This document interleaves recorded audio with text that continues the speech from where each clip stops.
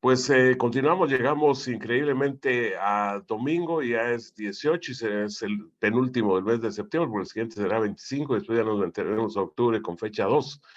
Y un gusto platicar con un muchacho, en este caso con Milton Meléndez, hace unas cuantas lunas que nos conocemos y algo muy importante es de entrada, pues que él nos cuente, porque está ligado como corresponsal de una agencia internacional muy prestigiosa, el caso de ESPN, pero nos vamos a poner primero en la actualidad de lo acontecido en la parte sabatina de la jornada de cierre de primera vuelta en Liga Nacional.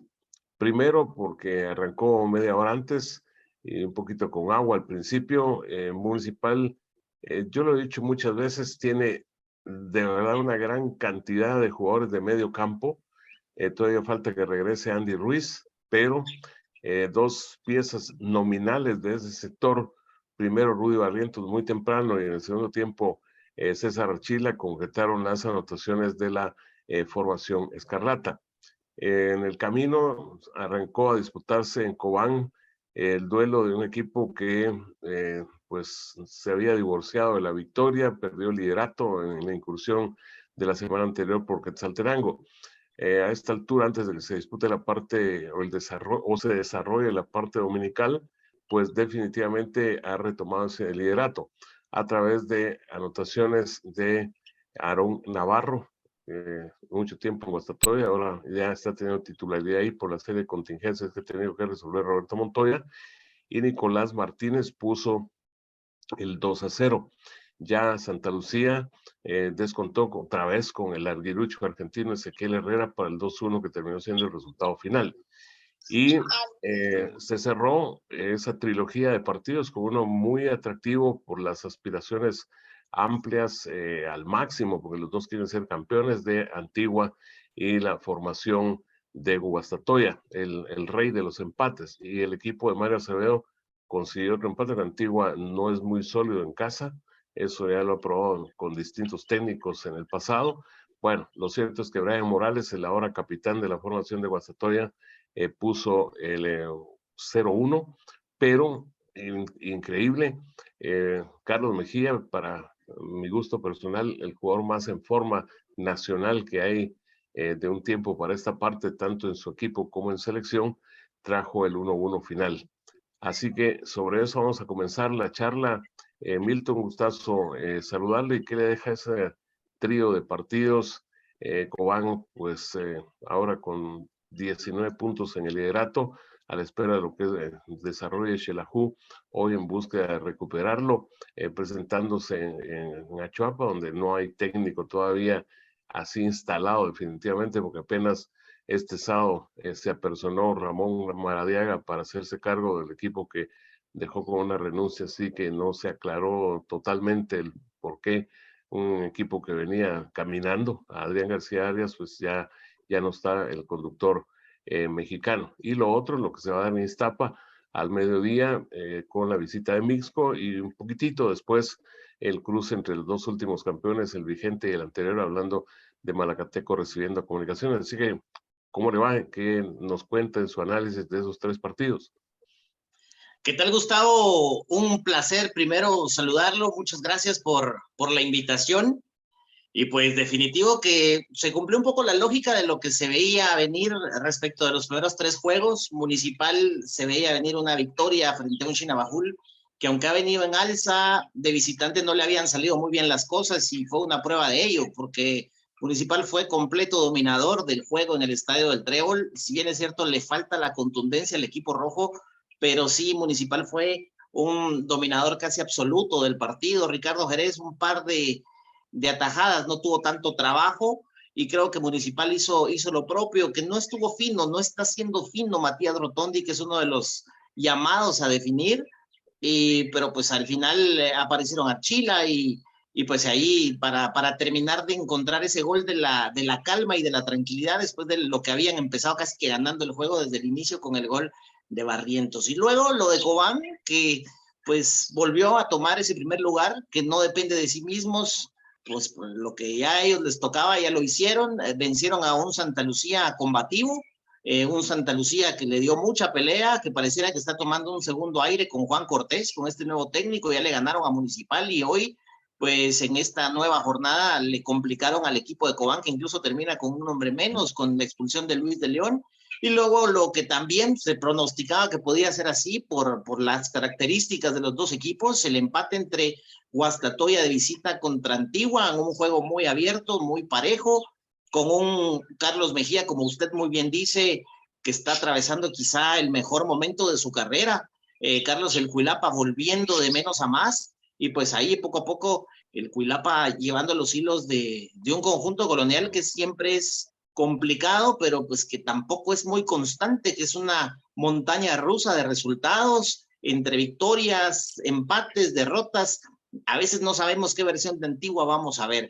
Y para este domingo, buenos juegos. El de Comunicaciones en el Santa Lucía, en Malacatán, 12:15. Yo sigo diciendo, y me molestan algunas veces mis compañeros, que yo hago alego, pero lo que pasa es que en dónde quedó el tema de decir, bueno, sí tomamos en cuenta las condiciones climáticas para los horarios. 12:15 en Malacatán con ese calor que hace allá. Luego a las 11 el de Achua Pachela más o menos, pero a las 12 también Iztapa Misco con el debut de Pablo César Mota en su regreso a la Liga Nacional. En fin, creo que tenemos una jornada de domingo bonita para ver fútbol. Muy bien, eso es haciendo un repaso para la actualidad realmente de lo que ha acontecido y está por darse en el campeonato nacional.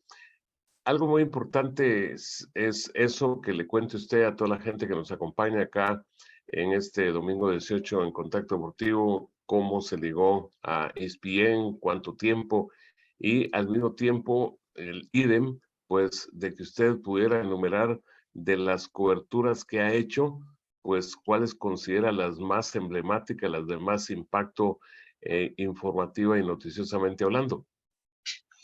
Bueno, Gustavo, primero, a ver, mi vínculo con ESPN inicia en el 2005. Este 2022 he cumplido ya 16 años de trabajar, gracias a Dios, con ESPN. Todo empezó con ESPN Radio, cuando me habla Hernán Pereira, que es un periodista, que él era el jefe de la radio en su momento, y me invita a venir por recomendación de Rolando El Veloz González, que usted lo debe conocer muy bien, que pues Somos él era. compañeros. Sí, imagínese. Y don Rolando le dijo, en Guatemala hay un muchacho que te puede ayudar. Entonces yo pasaba los reportes por teléfono. Usted sabe que muchas veces empieza todo como un favor, como una colaboración. Y me recuerdo que yo pasaba por algunas radios y yo contaba la información de Guatemala. Y un día me dicen, Milton, ¿te puedo molestar? Sí, con gusto. Y empiezo a escuchar el tararán, tararán, y la musiquita tan emblemática de ESPN en el Sports Center Radio. Y entonces dije, bueno, ¿y esto qué es? Como a las 2 o 3 semanas de estar así, me ofrecieron pues ya un pago mensual fijo por comenzar a tener un poco más de formalidad con los informes, meterle un poquito más de tecnología ya grabando más bonito y que no solo fuera por teléfono, conforme fue evolucionando todo tema tecnológico. Y pues de ahí para acá ha sido un constante aprendizaje, un constante cambio, porque de la parte analógica del cassette me tocó sufrir el cambio a la parte digital en el camino. Y usted sabe que para eso a uno no lo preparan nunca en la universidad, no lo preparan nunca más que la calle y la vida y los amigos y lo que uno logra pescar en el camino. Y pues así ha sido este camino, gracias a Dios, ya de 16 años. Y de las coberturas fuertes, una de las más recientes quizá fue una entrevista que me tocó hacer precisamente para ESPN con Philip Moggio, que es el secretario general de CONCACAF. La entrevista fue pues muy preparada, nunca antes me habían pedido, por ejemplo, una especie de currículum mío o un perfil para que CONCACAF supiera quién era el periodista que iba a entrevistar al secretario general. Luego, en la entrevista, él confirma que 6 plazas van a tener para la CONCACAF, 3 directos que van a ser los 3 sedes para el 2026, los 2 repechajes. Y parte de la entrevista empezó a irse por el tema de cómo será la eliminatoria para ese Mundial del 2026. Usted sabe que este tipo de personas no son de los que habla mucho ese tipo de situaciones porque se cuidan mucho de no cometer un error.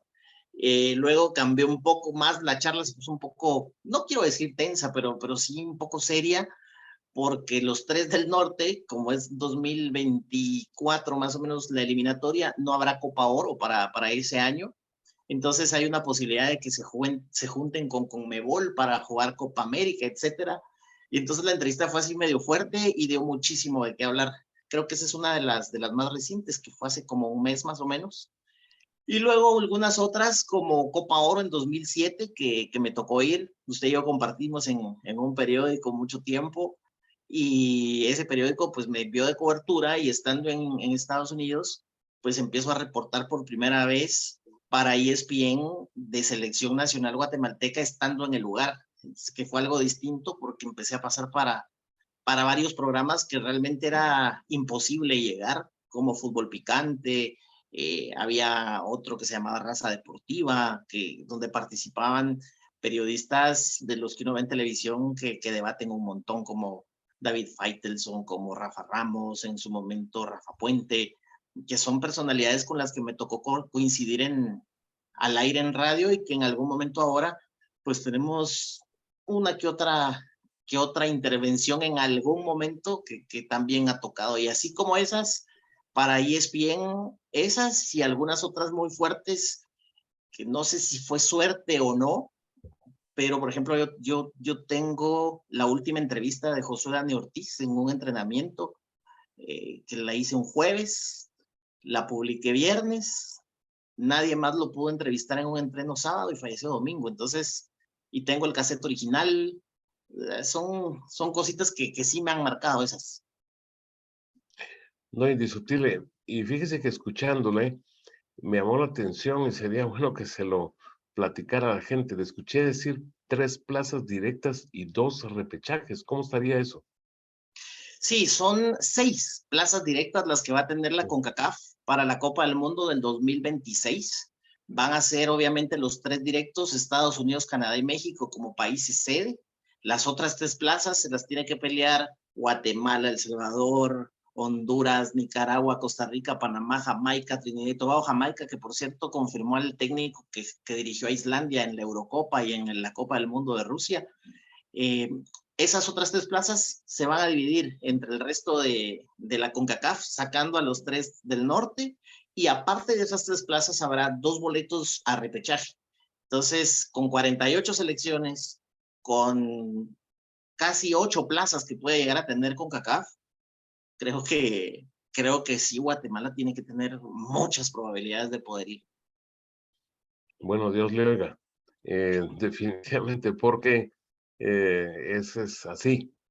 Ya con varios de los nombres y con el crecimiento, yo, por ejemplo, considero que los ticos van a estar como una de esas que se van a obtener.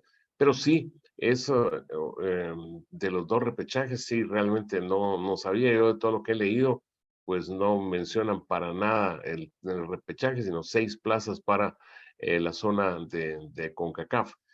Yo en lo particular considero que es algo desastroso eso de subir a 48 plazas, aunque nos pueda beneficiar, porque imagínense, un mundial que arrancó con potenciales 16, aunque jugaron 13 por los traslados en barco hacia Uruguay en 1930, pasar de los 32 actuales, que de por sí ya es aquello que varios partidos pues no tienen la calidad o potencialmente no la tienen de un campeonato del mundo, con otros 16 más, ni me quiero imaginar, y todo por la cuestión de la política deportiva, porque eso es así, entre más afiliados se quede bien con la posibilidad de que vayan, pues van, y sobre todo Infantino, que ya dio a conocer pues sus intenciones de una reelección, como acá ya lo dijo también el presidente de la federación, y lo acaba de decir en la semana pues pasando al otro ruedo de la política del propio Nayib Bukele en El Salvador, o sea que está de fiesta eso de lo de las reelecciones, pero eh,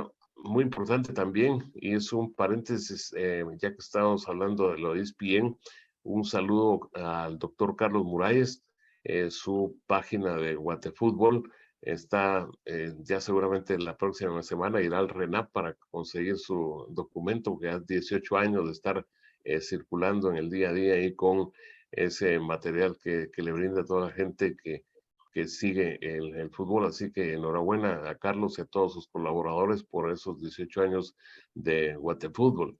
Y hablando de selección precisamente, hoy jugará la sub-20 contra Honduras, va a realizar otros 4 partidos en Estados Unidos, incluyendo el último que será hasta el 2 de octubre, y 2 de ellos con Ecuador.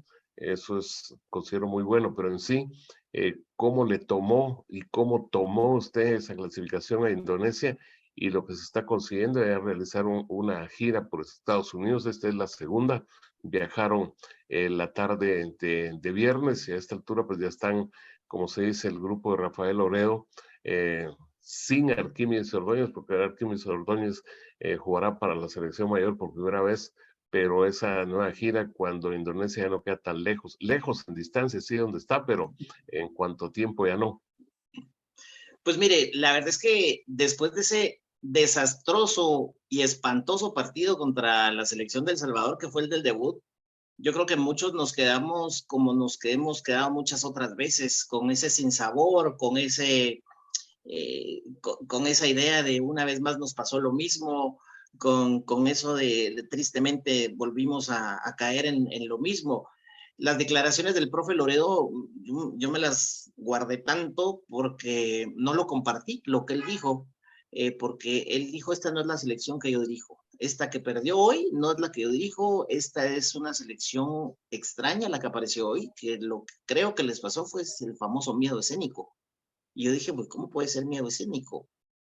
Y luego cuando los muchachos empiezan a demostrar cómo realmente ellos juegan, de lo que realmente están hechos, yo fui uno de los primeros que dije, el profesor Loredo tenía razón, a pesar de que al inicio yo le soy muy honesto, no todas las veces, Gustavo, y usted tiene muchísima experiencia más que yo, eh, ¿cuántas veces hemos escuchado esa frase de que el miedo escénico para una selección? Creo que esta es quizá la primera que a mí me pasa a escucharlo, tal vez en el debut de algún jugador, pero de una selección no, Pero aunque sea. aparte hay otra cosa, perdón la interrupción, que ese partido con El Salvador, medio escénico al escenario, porque hablando del estadio estaba absolutamente vacío, solo porque yo entendería, y lo dije también, medio escénico tuviera, como me ha pasado a mí, como usted dice muchas veces, jugadores que uno conoce que son de calidad, y a la hora de tener estadio lleno ya, como diría don Mario Moreno, que en paz descanse, se achicopalan y ya no juegan al nivel que traían. Esa es la verdad.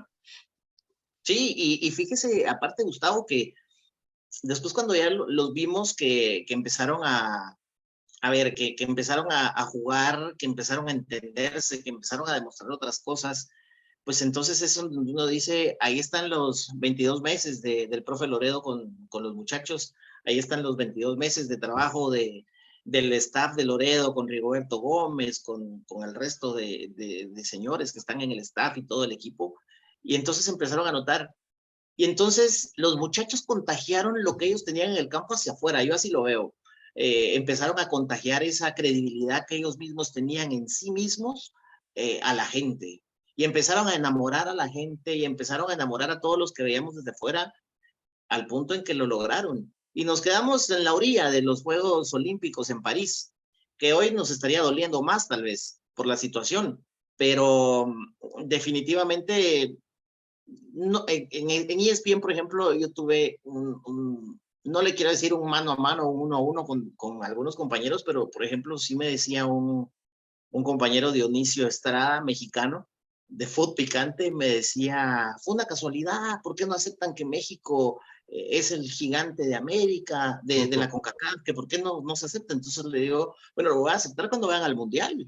Ahorita no tienen ni Mundial, ni Juegos Olímpicos, ni nada, y se quedaron callados. Y después me dijo, ¿por qué? ¿Qué se siente recibir las obras de México con los técnicos que están llegando? ¿Cuál es el fenómeno? Bueno, porque en México no dan oportunidad, en Guatemala sí, dan resultados y luego regresan, como le pasó a Roberto Hernández.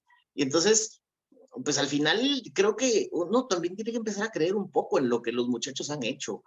Creo que tienen todo el crédito del mundo para callarnos la boca a muchos de los que pensamos que no les iba a ir bien después de ese primer partido y que hoy no es que uno se suba al camioncito o al barco de la victoria, sino uno ya se da cuenta de que es un trabajo que sí se ha hecho a conciencia y que es un trabajo que se ha demostrado ya con resultados. Y creo que eso es bueno y ojalá y de corazón lo deseo, que estos muchachos no vean que se les corte un proceso como lamentablemente se le cortó a la otra sub-20 hace 11 años, cuando fueron a Colombia.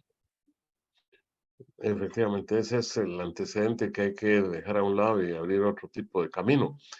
Porque yo creo que uno de los ejemplos más elocuentes es el de Jorge Moreno.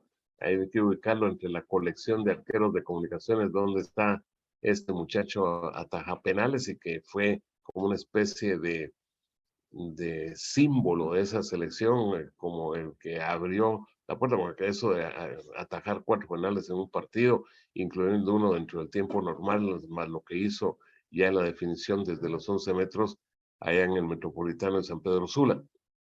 Hablemos, Milton, de selección mayor. Justamente la noche de hoy tiene que aparecer en el CAR las 21 voluntades que escogió Luis Fernando Tena para hacerle frente el sábado próximo a Colombia, que ya usted vio la nómina. Está solamente 2 jugadores de Millonarios, todos los demás son legionarios. Este sábado vi hacer un golazo a Ramel Falcao, recién llegado al campo en uno de los cambios del Rayo Vallecano, un golazo, de verdad. De Ramel está Luis Díaz, que es, yo digo, el chinchín de Jürgen Klopp, ahí el exjugador del Porto. También está Cuadrado, que es capitán ahora de la Juve cuando no está Bonucci. Bueno, en sí toda la playa, que incluye a David Ospina, etcétera. Esa es Colombia. Y luego, pues, abatirse con la Nueva Honduras, que también tiene su colección de 8 legionarios y una serie de elementos que nos va a probar el, el simulacro del técnico municipal, hablando de Diego Vázquez. Así que, en ese sentido, ¿cómo visualiza el par de rivales en estas fechas FIFA que arrancarán para unos el 23? Otro será incluso Nations League, hablando de Europa.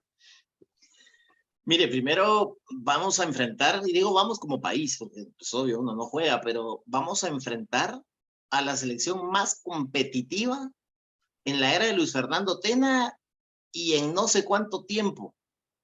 Porque esta selección, Gustavo, con la nómina que ya usted detallaba, solo con algunos nombres el montón de nombres que ha convocado el técnico argentino, Jorge Lorenzo, creo que es una selección digna de una nómina para jugar un mundial.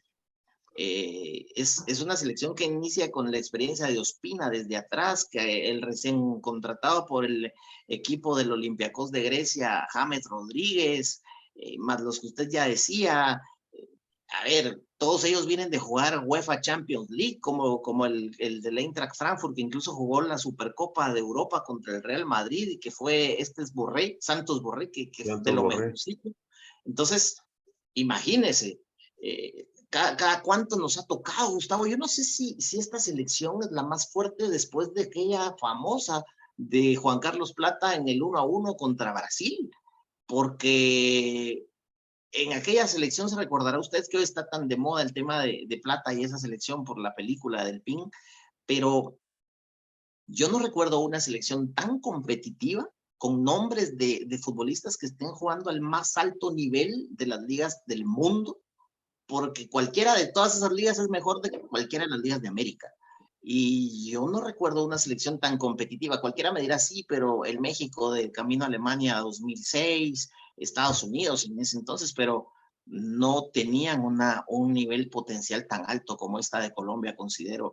Y luego la selección de Honduras, con Diego Vázquez y ese antecedente con Guatemala, que pues al final no creo que tenga mucho que ver ese antecedente. Los partidos contra Honduras siempre son juegos muy cerrados. Honduras no es una selección que técnicamente quizás sea mejor que Guatemala, pero sí es muy física. Es una selección con mucho oficio, muy rápido. Creo que el juego entre Olimpia y Municipal por la Liga CONCACAF demostró mucho las diferencias entre un fútbol y el otro. Y creo que sí son dos rivales exigentes, pero para mejorar hay que jugar contra estos rivales. Y entre más rivales de esta categoría se puedan conseguir, mejor. Porque usted midiéndose con los mejores es cuando más aprende, y es lo que Guatemala creo que necesita. Eso es realmente indiscutible. Incluso, pues, se animó en una de sus últimas declaraciones Luis Fernando, decir que acá ya se va a ver el nivel que ha adquirido la selección por el tipo de tester y sobre todo el colombiano que va a tener. Bueno, ya enfilando hacia la recta final de esta charla, que podríamos darle punto y seguir y darle por mucho tiempo. Milton, ya que mencionó usted la Liga CONCACAF, ¿qué comentario tiene a esta altura de que pues Municipal se ha encontrado con el Real Vega y lo vapuleó? Después hizo algo decoroso para mí con Olimpia, pero debió haber tenido otros números acá en Guatemala y luego hizo una presentación ante estadio lleno, de verdad de lo mejor que le he visto al Municipal de los últimos tiempos, pero no le alcanzó. Y lo de Comunicaciones sí, tremendo, porque comenzar a defender el título que había ganado con 7 victorias, 2 empates y un solo revés en la anterior edición, y ahora quedarse apeado por un rival que Olimpia vino y los zarandeó y le metió 7 en 2 partidos. ¿Cómo califica eso a grandes rasgos?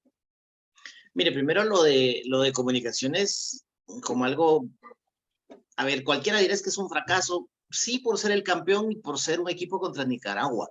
Yo creo que uno no tiene que justificar nunca las cosas y decir, pues, que no fue de esa forma, pero sí es importante decir que Comunicaciones no es el mismo Comunicaciones del que ganó la Liga Nacional y que ganó la Liga CONCACAF el torneo anterior. Hay, por ejemplo, una columna vertebral que ya no existe en Comunicaciones de ese Comunicaciones, empezando con Tomás Gamboa, que no es Tomás, pero es Gamboa, el futbolista, Manuel Gamboa, sí, Manuel Gamboa, el panameño central de Comunicaciones. ¿Usted vio jugar a Tomás?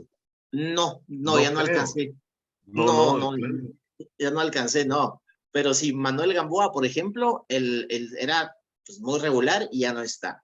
En el medio campo, Rodrigo Sarabia tampoco está. Jorge Aparicio tampoco estuvo. Luego, si nos vamos más adelante, Anangonó, que pues, fue uno de los más valiosos. Y luego a eso sumemos la irregularidad por las lesiones que había venido sufriendo Andrés Lescano, Oscar Santis, que pues finalmente yo creo que el tema entre que si se iba y no se iba, creo que al inicio aunque pues, se diga lo contrario, creo que sí le termina afectando un poco.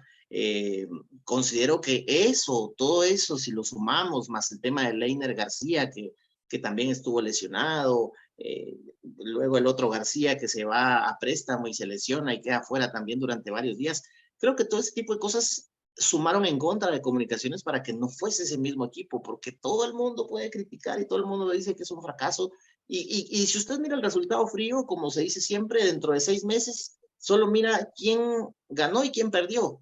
Y nadie recuerda el funcionamiento. Pero Comunicaciones tuvo un muy buen volumen de juego. El tema es que no metió la pelota en la portería y con goles se gana. Pero si nos vamos a lo frío, sí, sí es un fracaso, no vaya avanzado. Sobre todo contra un equipo, como dirían Gen, que no es un equipo tradicionalmente competitivo en el área, con el respeto que me merece el fútbol de Nicaragua. Y luego lo de Municipal, un día me dijo a mí Enzo Trocero, técnico de los Rojos en su momento, estas series cortas se definen en el juego de ida muchas veces. Y creo que sí, Municipal lo dejó ir en el Estadio Nacional. Fue un Municipal totalmente oscuro al Municipal totalmente claro que vimos en el Estadio Olímpico Metropolitano en el juego de vuelta.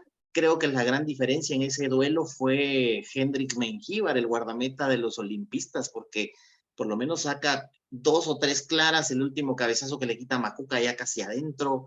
Y luego, bueno, pues creo que Municipal ya contra todo el campo de Olimpia, el abordaje total, dejó algunos espacios que le terminaron pasando factura en el balón parado que le hace mucho daño, pero muchísimo daño a Municipal y que no es algo nuevo. Entonces, sí creo que hubo mucha expectativa sobre estos dos y sobre Malacateco incluso, que lamentablemente no pasa contra el San Miguelito de Panamá y que yo lo decía en uno de los programas de la televisión que me llamaba la atención que el técnico había dicho, bueno, este es un equipo que estoy en proceso de conocer, y digo, ¿cómo conocer si es un equipo que viene de ser campeón, que tiene mucho tiempo de estar junto, que es cierto que ya no tiene a sus 2 delanteros estelares, pero considero que la cosa no era por ahí.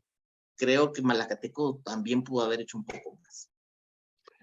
Bueno, vamos a concluir, Milton, agradeciéndole pues el espacio, el tiempo y las opiniones son muy valiosas.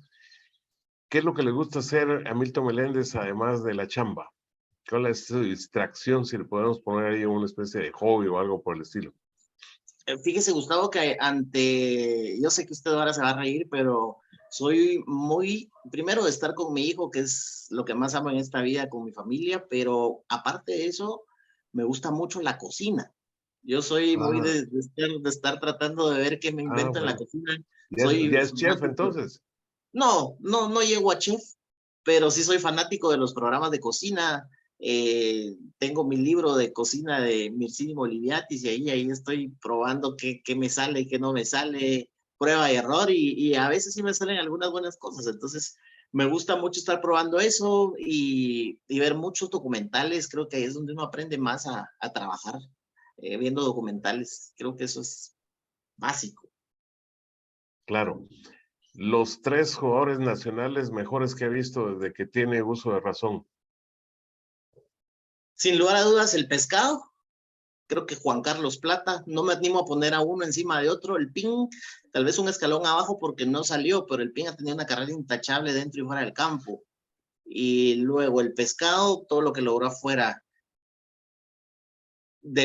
Como aquí me dice, y se vale decir, los que vi, y esa es una buena justificación para poder dejar fuera algunos otros, creo que el Pando Ramírez, el tercero, creo que ellos tres están dentro de los que mejores vi, aunque sé que antes me tocó todavía ver la última etapa de Byron Pérez y de Oscar Enrique el Conejo Sánchez, que en paz descanse, pero de los que yo ya vi con uso de razón, estos tres.